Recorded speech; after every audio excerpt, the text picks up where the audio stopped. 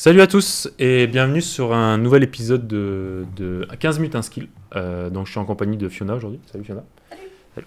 Donc aujourd'hui le thème du 15 minutes un skill ça va être Lucena. Donc Lucena c'est un peu une formule magique en finale de tour que beaucoup de gens entendent, beaucoup de gens connaissent le nom. Mais 5 minutes j'ai découvert que c'était Lucena et pas du. Ouais, alors bon, il y a des gens moins avancés que d'autres on va dire, mais voilà. Mais du coup, il faut savoir concrètement qu'est-ce que c'est parce que c'est quelque chose d'essentiel à maîtriser en finale de tour et aux échecs de manière générale. Parce que c'est vraiment une position phare de toutes les finales de tour. Donc on va commencer par vraiment la position basique et après on va regarder quelques exceptions qui sont aussi intéressantes de connaître. Donc on va commencer par cette position, donc c'est la position du Lucena et ici il y a une méthode de gain très, très directe. Donc alors la première étape dans cette situation, pour faire Lucena, c'est d'avoir le pion en 7ème et le roi devant. Pourquoi le roi est devant? Parce que dès qu'il s'échappe, a priori, il se prend des échecs. Donc il ne peut pas vraiment fuir. Et si on part trop loin, donc si par exemple on faisait le coup roi B7, et qu'on essaie de partir de ce côté-là, les noirs vont juste faire tour ici et attaquer le pion. Et donc on va être obligé de revenir le défendre. Donc on n'a pas de manière tout de suite de sortir de cette cage, entre guillemets. Et du coup, il faut trouver une bonne manière de faire. Alors déjà, ce qui est important de noter dans ces positions, pourquoi il lance en gagnant? Parce que le roi noir ne peut pas revenir sur la case de promotion. Donc là, on a coupé le roi assez tôt dans la finale. D'ailleurs, souvent, on coupe le roi pour avoir cette position-là. Donc le premier coup qui est important à noter, donc une fois déjà que vous êtes arrivé à cette étape-là, donc après on verra des étapes un peu avant, mais une fois que vous êtes arrivé à cette étape-là, voilà, déjà gagner un pion. Non mais déjà, voilà, la première étape c'est d'amener le pion en 7ème et le roi en 8ème. Ouais. Le premier coup à faire en fait, c'est pas de tout de suite commencer le pont de Lucena, c'est d'abord de faire échec. Donc il faut couper le roi d'au minimum 2 colonnes vides.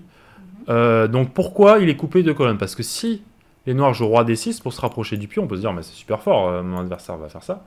Qu'est-ce que tu joues là? Qu'est-ce que tu jouerais? Attends, j'avais donné un pion. On peut pas jouer roi D8. On peut jouer roi D8 exactement, c'est le petit détail tactique très important à connaître. Donc on me laisse dame. On me laisse dame, et sinon s'il prend, on a tour D1 échec. Échec. On récupère la tour. Il récupère la tour. Si le roi vient en C6 pour continuer de protéger. Tour C1 échec. Tour C1. Et on gagne la tour.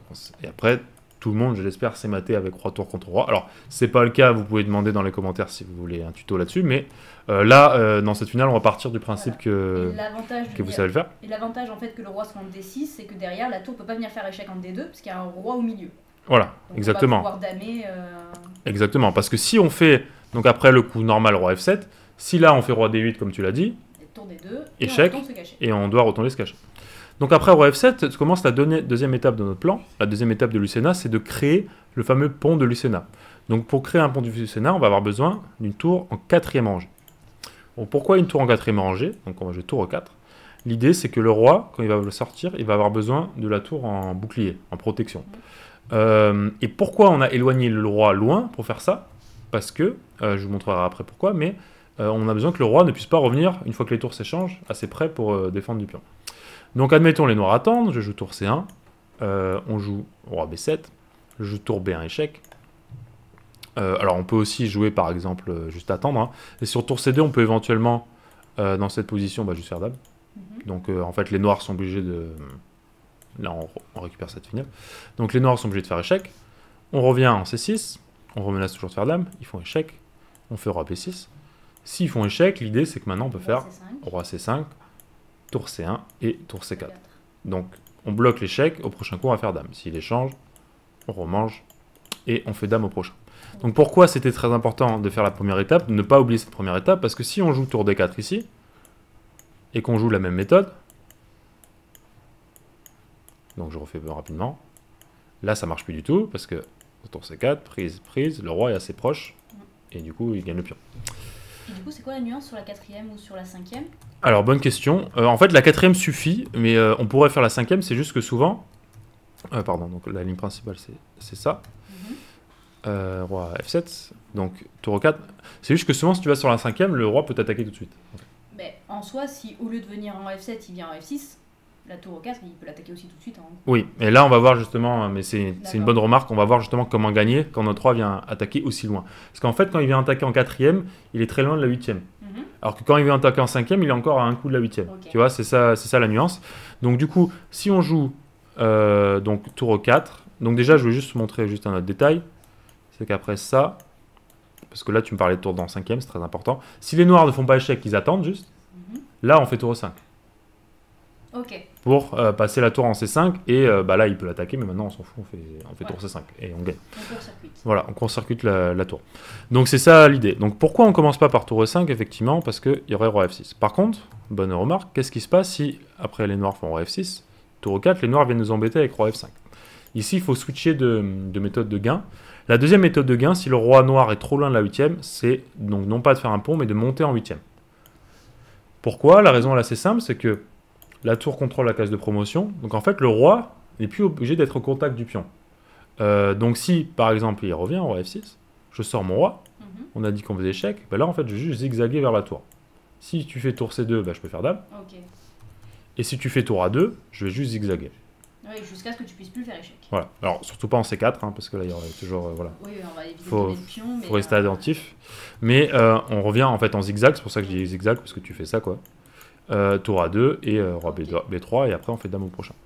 Donc voilà, c'est les deux méthodes à combiner, donc le pont Lucena et la tour éventuellement en 8e. Donc après il y a d'autres méthodes si vraiment le roi n'est pas coupé, mais quand le roi est coupé, c'est la méthode à retenir. Voilà, donc ça c'est la méthode de gain classique, donc le fameux pont Lucena.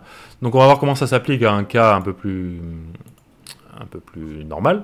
Donc ici, il y a tous les éléments pour gagner, parce que le roi est coupé et le roi est devant le pion. Donc la méthode de gain elle est très simple. En fait, on veut arriver à cette position de Lucena, c'est-à-dire le roi en 8e et le pion en 7e. Donc pour cela, on va faire un autre zigzag, c'est-à-dire qu'on va faire roi B6, menacer de pousser. S'il fait échec, on va même pas en C6, mais en C7. Et au prochain coup, on peut jouer C6. Donc la méthode est très simple. Hein. Bah, notre adversaire peut attendre, on fait roi B7. Au tour C3 et C7. Ok, et Voilà. on revient. Et après, on en revient au même tour C2. Donc là, on a dit le coup, c'était D'abord échec, d'abord échec, très bien. Le roi repart. et après on va sur la 4e. Et on va sur le 4e et on applique notre méthode. Donc jusque-là, très, très basique, mais c'est vraiment important à comprendre. Et parce que du coup, si on arrive, quand on a un pion de plus, à couper le roi, on a juste à viser cette position de Lucena pour tenter de gagner sans trop de problème. Ok. Maintenant, on va en arriver aux exceptions, parce que c'est pas drôle s'il n'y a pas d'exception aux échecs. Donc, la seule exception de la position de Lucena, c'est le pion tour. Pourquoi? Parce que le roi galère à sortir, juste. Quand on a une tour en colonne G, le roi, comme il est dans le coin, il peut pas sortir de l'autre côté, et du coup, c'est beaucoup plus dur de gagner. Donc là, typiquement, cette position, elle est nulle facilement pour les noirs, parce que si tu fais... donc on va voir que la seule manière, on va dire, de déloger cette tour, c'est de passer la tour là, pour essayer de enlever cette tour. Mais si on fait tour C8, les noirs attendent. Tour G8, en fait, je vais juste jouer tour A2 avec le noir. Et si je repars Il en revient. 8e, tu reviens. Ouais. Et si je joue en colonne G, cette fois, je fais juste échec. Et on va tourner en rond. Et on va tourner en rond, tour G8, je repars là. Et donc, c'est nul, très facile. Donc, si le roi est suffisamment proche, c'est nul. Et il y a des exceptions dans l'exception, c'est-à-dire que si le roi est assez loin, il faut savoir quand est-ce que c'est gagnant et quand est-ce que ça l'est pas. Donc du coup, je vais montrer deux exemples. Donc ici, on est dans un cas où le roi est à 3 cases vides du pion. 3 cases vides, tu vois, donc on compte pas la case du roi, on compte pas la case du pion. Cette position est nulle. Pourquoi? Parce que donc, la méthode de gain, on a dit que c'était de passer la tour en G8. Ouais. Donc a priori, pour le faire, je dois passer par là. Je peux pas continuer de couper le roi et de passer en 8e en même temps, c'est pas Non, possible. c'est pas possible. Ou alors Ouais. il faut qu'il soit lui qui parte. Ouais, Mais, ou alors il t'aide en genre roi D6, mais lui il va juste attendre avec la tour. Quoi. Mm. Donc admettons, je joue tour A1, il fait roi E7, je fais tour A8, Et en il fait, fait il roi y a un F7. F7 et on revient sur la position de tout à l'heure. Voilà, on revient sur la même position, tour G8, tour A2, tour G1, tour A8 échec, tour G8, c'est nul. Donc, a priori, 3 cases vides, ça suffit pas. Et donc la règle que j'aimerais que tout le monde se mette en tête dans cette position, c'est la règle suivante, c'est que, du coup, il faut au minimum 4 cases vides pour gagner, avec un pion de tour et cette position de Lucena, c'est-à-dire le roi devant le pion. Pourquoi? Parce que le roi va pas avoir le temps de revenir à temps. Alors on va voir qu'il y a quand même quelques détails techniques à gérer, mais donc on va jouer pareil, tour 1. Alors on note que c'est assez malin de commencer par tour 1, parce que si notre adversaire se dit « Oh, je veux t'empêcher », il s'éloigne d'une case, donc en fait c'est ou tour F1 ou tour 1, et on passe là, et le roi est encore plus loin. Donc évidemment il a intérêt à se rapprocher. Tour A8, et on voit que si le roi vient au 7, ça gagne très facilement, parce qu'on fait juste tour G8. Ouais. La tour peut par exemple repartir en A2. Et là, je peux jouer roi G7. Tu peux jouer... alors, si tu joues roi G7, est-ce qu'il va faire tour G2? Oui, tu peux jouer roi G7, exactement. Parce que sur tour G2, comme la tour contrôle en 8ème, roi H6, tour H2, roi G6, tour G2, on fait roi F5. Et on sort. On sort, et une fois qu'on est sorti, ça gagne facilement, parce que là, il peut pas prendre, on reprend, et au prochain coup, on fait dame. Et par contre, il a une défense plus pénible, qu'il faut absolument maîtriser, c'est le coup roi E6. Donc ça peut vous servir aussi si vous êtes dans le cas adverse, hein, que vous jouez contre le pion, c'est la meilleure tentative. Parce que maintenant, sur tour G8, tour A2... On sortira pas cette fois-ci. Alors, on peut sortir, mais pas du côté qu'on a vu tout à l'heure. C'est-à-dire que si tu fais ça, tour G2, là, tu peux pas, comme tu disais, faire roi H6, parce que échec, échec, et là, sur échec, on va perdre le pion, quoi. Donc, on est obligé de revenir, et on revient à cette position. Donc, on peut partir par F8, parce que comme le roi n'est pas en E7, il nous laisse monter en haut, mais il y a encore quelques détails à régler. Donc, les noirs font échec. Donc, on se dit, bah, c'est bon, on va faire dame. Sauf que il menace mat contre pointe. Et ici, il y a un coup très important à retenir, c'est le coup tour G6.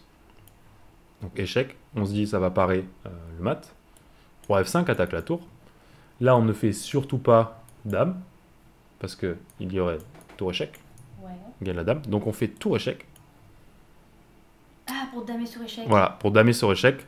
Roi prend, dame sur échec. Et on fait pas non plus tour H6.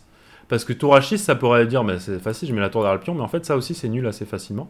Parce que si on fait tour A8 échec, donc si le roi reste dans le coin, ben, on va le bombarder d'échecs. Et s'il part de ce côté, on peut faire tour H8. Ouais. Et le roi n'est pas à temps. Roi G5, j'attaque la tour. Ouais. La tour doit repartir sur la colonne H. Roi G6. Et je vais prendre le pion au prochain coup. Voilà. Donc voilà, c'était les positions à connaître. Et du coup, on va passer tout de suite à une série d'exercices que j'ai préparés pour Fiona. Donc, nous revoilà. Donc, premier exercice sur le thème de Lucena, comment gagner cette position avec le blanc. Ok, donc on n'a pas le pion directement sur la 7ème, donc le but ça va être d'arriver roi B8, pion B7. Ouais, premier but. Donc on va d'abord commencer par ça, après on va Par exemple. éloigner, hop, on va aller directement peut-être sur la 4ème comme ça au moins. Alors, si tu Peut-être veux, plus mais loin. pour moi, il vaut mieux faire la méthode dans le bon sens. C'est-à-dire d'abord la première étape, donc tu es le plus loin possible, Ouais. tu le coupes au maximum, et après faire le Lucena. Ouais. Okay. Donc là, tu vois, là, tu as l'échec Ok, gratuit. échec. Donc là maintenant je viens sur la 4ème. Ouais, Et du coup maintenant je peux sortir. tout à fait. Donc je peux passer devant. Voilà. Bon, là, l'ordinateur considère que de toute façon, il a compris ce que tu allais faire, donc tu peux... Du coup je peux peux faire aller dame. en dame, hop. Et j'ai ma tour de plus. Ok, très bien. Deuxième exo. Donc ici, Oh. c'est aussi à blanc de jouer. Ouais, Donc. vas-y. Allez. Donc cette fois-ci j'ai bien le pion sur la 7ème. Il faut quand même pas faire échec, mais je peux pas. Du coup on va juste se reculer un maximum. Ouais. Échec. Alors là, tu t'es un peu fait avoir. Là. Ouais, il m'a eu. Il t'a un peu eu. Alors, C'est pas très grave, hein. Tu peux encore parce gagner que- cette ouais. position, mais il faut être précis. Parce que là, son idée, clairement, c'est que ce roi E8, comme Il y on a l'a vu tout à l'heure, c'est tour quoi, H8 échec. Il fait tour H8, tu mets tour F8, il il prend et il récupère un... Bon, il je récupère. peux faire tour échec au moins pour revenir à cette Voilà. position. Alors déjà, une bonne règle en finale de tour, c'est de s'éloigner le plus loin possible, hein, quand tu es en première étape. Donc là, je commencerai par tour E1, tu vois, Ah, pour être le plus loin possible. Ouais. Ok. Donc là, il y a un problème, c'est que tu peux pas vraiment faire tour E4 parce qu'il met sa tour là-bas. La bonne Mhm. méthode, en fait, quand il fait ça, c'est de mettre la tour sur la colonne C. On va pas parler de ça. L'idée, c'est que, voilà, il va faire échec. ok. Il Moi, descend j'ai pas droit, trop le choix. et là, simplement, tu fais dame. Ah oui, Donc l'idée, juste pour montrer, ok. c'est qu'en fait, si il faisait tour D2, Mhm. donc vas-y, joue tour D2. Donc imaginons qu'il joue tour des deux. Voilà, là, tu sors le roi, et la tour en C empêche Ah, il peut pas l'échec, venir tu me vois. faire échec. Voilà, Ok. c'est pour ça que s'il s'éloigne trop avec la tour, ça va être ça ta méthode, c'est de mettre la tour sur la colonne. Ok, allons-y, troisième exo. Donc là, t'as les noirs cette fois. Ok. Donc j'ai le pion tour. Ouais. Du coup, et Donc, j'ai le là- roi qui a moins de... Ouais, mais alors là, t'as déjà commencé Trois ta méthode de. Ah oui, je peux déjà Tu peux venir... déjà contester. Donc on en arrive à cette défense-là que j'ai mentionnée à la fin. Comment On a faire dit qu'on venait Ouais. Oh, c'était pourquoi que t'as fait chasser cette tour? pour sortir le roi. Sortir le roi. Donc là, a priori, il faut Ouais. sortir ce roi. Juste sortir le roi. Il fait échec. Et Donc je- là, du coup, de quel côté on part? J'ai dit qu'il y avait deux défenses, soit il Ah mettait oui. le roi là, soit il mettait le roi là. Si, mais là... Ah oui, il faut partir vers F1. Ouais, parce que sur H3, tu serais bloqué. Et oui.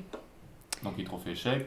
Donc ici, là, Ouais. il devrait aller menacer mat. Et donc Ouais. là, je fais d'abord échec. Et on a dit que, attention, on fait pas dame tout de suite. D'abord, on fait échec. Et il prend pas. Ah, il prend pas. Alors s'il avait pris, justement, on faisait dame sur échec, en plus on encaissait. Ouais. Maintenant que le roi est assez loin, tu mets la tour derrière le pion. De toute façon, il peut pas me mater. L'idée, c'est que tu peux aller te cacher, voilà, de ce côté-là, exactement. Voilà. En fait, je vais me cacher derrière son roi. Voilà. Et il peut rien faire. Voilà. C'est vrai que ça, j'ai pas mentionné à la fin, mais du coup, on a Ok. montré l'exemple. Et tu prends la tour et t'as gagné. Et j'ai gagné. Voilà. Donc, merci d'avoir suivi ce 15 minutes un skill sur Lucena. J'espère que ça vous a plu. Et n'hésitez pas À laisser un commentaire, du coup, et à demander une d'autres prochaine. thèmes. Voilà. Salut tout le monde. Ciao!